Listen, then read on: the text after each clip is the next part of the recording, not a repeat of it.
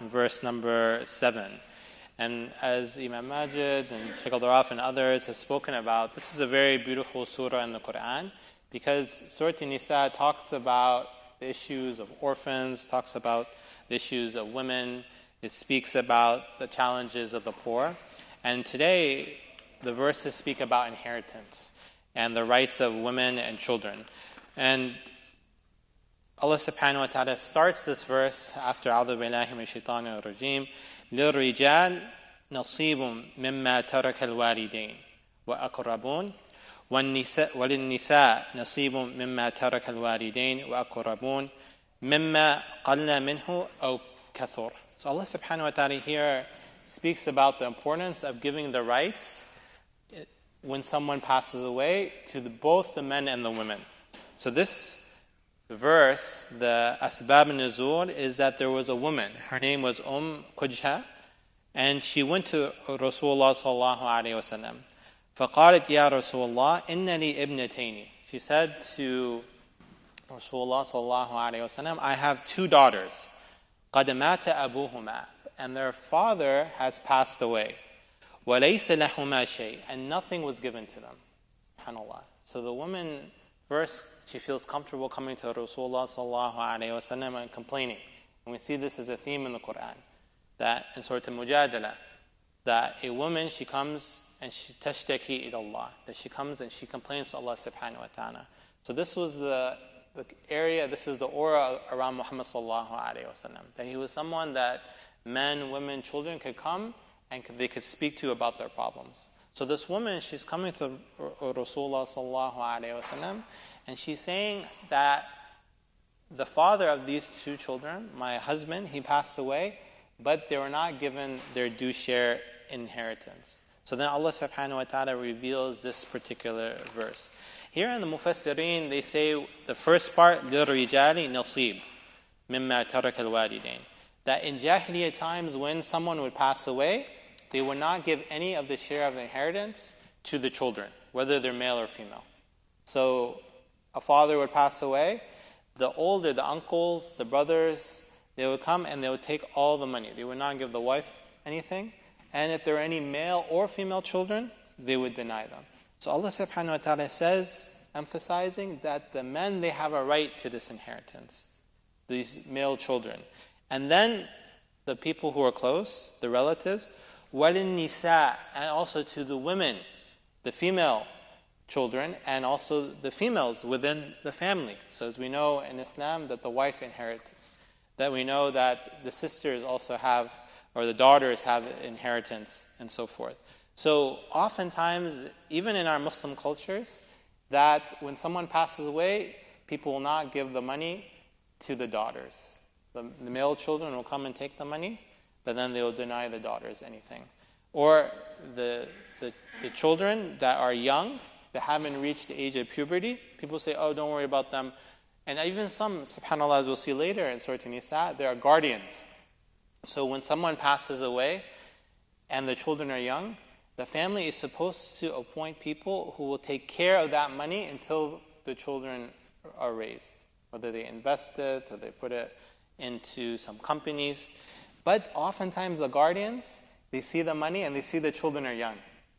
And they say, oh, I can go ahead and take this money and the children won't even notice. Allah subhanahu wa ta'ala says that these children are going to grow up. And they're going to ask, where's my money? What happened? As we know in the story of Khidr and Musa alayhi salam. When Khidr, he came to the town, all of a sudden he started building a wall. And Musa was upset. He said, well, how can you be building this wall? These people have treated us so poorly. And all of a sudden now you're doing them a favor? And Khidr became upset and he distanced himself from Musa. And then he explained. And he said that in this town, in this area, that the children, parents passed away. And they were righteous people. And I'm building this wall for the kids. Because if I don't build this wall, the townspeople will come and they'll take the money. So Allah subhanahu wa ta'ala is making that as a nasib. It is something that is determined. And you have to give the money to the children. So Allah subhanahu wa ta'ala then continues, مِمَّا قَلَّ مِنْهُ أَوْ كُثُرٍ. That whether it's a little bit or a lot. Some people, when it comes to inheritance, they give out the big shares. Whoever has a large share is a half, a third, a sixth. But when it comes to the smaller share, they say, oh, we're not going to give this money to that person. نَصِيبًا مَفْرُوضًا. Allah subhanahu wa ta'ala uses strong language here. That this is a share that is required. It's a fard. It's not optional. It's not that you give the money to the children and say, I'm doing you a favor. No, this is, Allah subhanahu wa ta'ala says, you have to give it to the sons and the daughters, not just to one of them. Then Allah subhanahu wa ta'ala continues and says, وَإِذَا حَضَرَ الْقِسْمَةَ أُولَى الْقُرْبَى وَالْيَتَامَى وَالْمَسَاكِينَ فَارْزُقُوهُمْ مِنْهُ وَقُولُوا لَهُمْ قَوْلًا مَعْرُوفًا. So, at the time of distribution, when someone passes away and you're giving out the money, if at this moment some of the poor relatives come, that they are the yatim, the orphans, they are masakeen, they're ones in need, then Allah subhanahu wa ta'ala says, then give them some of the rizq. And here, majority of the ulama and mufassirin, they say this is nadab. This is not a fard. That this verse is speaking about the people that don't have a right. So a son, a daughter, they have the right to the inheritance of their parents. But these are the extended relatives that they come, and some of them are in need, and they're asking for support. Then Allah subhanahu wa ta'ala says, فَارْزُقُوهُمْ مِنْهُ. Give them some of that wealth. وَقُولُوا لَهُمْ قَوْلًا مَعْرُوفًا. SubhanAllah. And this is very beautiful. This verse ends this and says that when you're giving them the wealth, say something good to them. And you see that this is repeated in the next verse. وَقُولُوا قَوْلًا سَدِيدًا. And say something that is nice and pleasant to these people. And this is an important connection between the distribution of wealth and saying something good. Because often, sometimes when people, they give money, they say, okay, here, I'm giving you a favor. Here, take your money. And even sometimes in some masajid, the masjid collects zakat, and then the people come and they're looking for their zakat, and the masjid gives it to them and says, okay, look, take this zakat. We're giving you a money. You should respect us. But in fact, it is a responsibility on the masjid to give the zakat. The poor person is doing a favor to the masjid. And one of the things that Imam Ghazali, he says when it comes to zakat, and you can also say this for inheritance, if someone comes and asks for zakat, or they're due share inheritance, and you give it to them, you should thank that person. Why?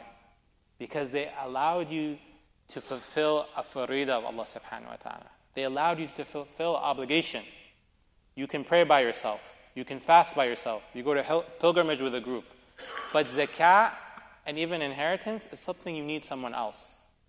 If someone comes to you and asks for zakat and you give them their fair share, then it's a blessing from Allah subhanahu wa ta'ala. So, brothers and sisters in Islam, to conclude, we see that these verses are so powerful because they speak about the importance of giving the rights to the children and to the women.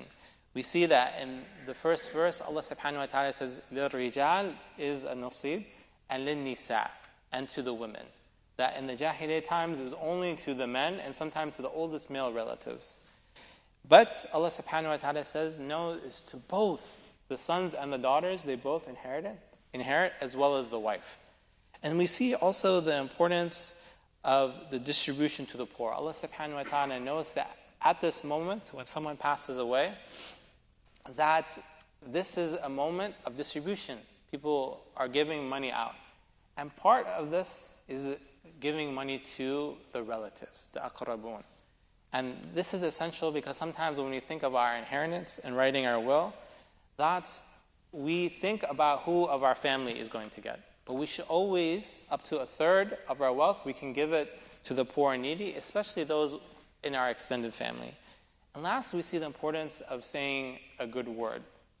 That when someone gives money, whether it's inheritance, whether it's zakah, whatever it is, وَقُولَ قَوْلًا مَعْرُوفًا. Say something that's nice and pleasant.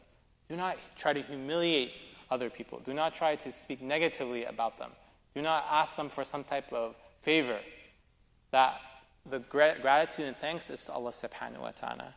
And in the final word, I would like to say, even for myself and my family, and I've seen the challenges of this inheritance. That someone passes away and the inheritance was not distributed correctly.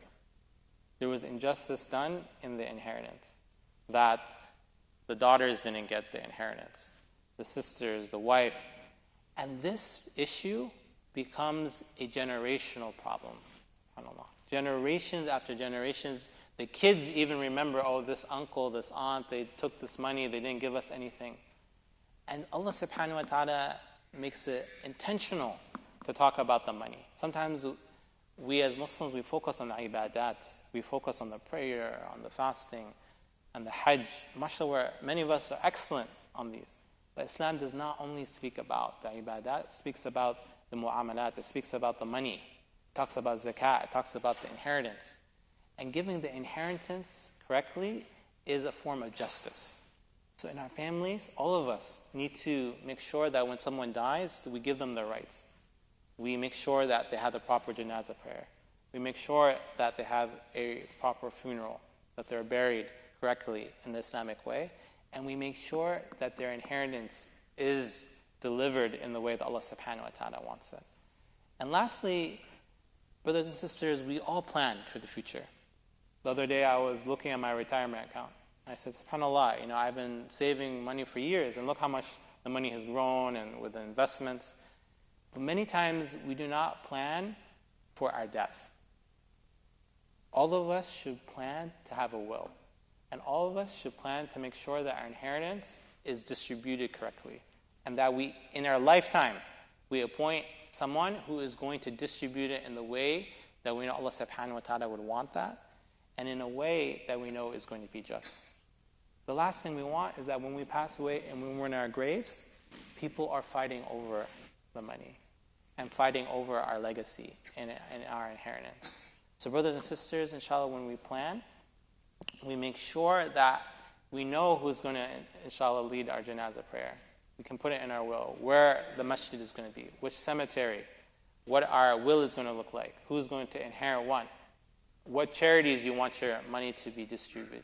This is all a form of us planning, just like we plan for the Yawm al-Akhirah, just like we plan for the hereafter when we meet Allah subhanahu wa ta'ala. It's important for us to make these plans regarding our wealth and making sure that it's distributed in a just and righteous manner. We ask Allah subhanahu wa ta'ala for forgiveness. وَالْعَصْرِ إِنَّ الْإِنسَانَ لَفِي خُسْرٍ إِلَّا الَّذِينَ آمَنُوا وَعَمِلُوا الصَّالِحَاتِ وَتَوَاصَوْا بِالْحَقِّ وَتَوَاصَوْا بِالصَّبْرِ.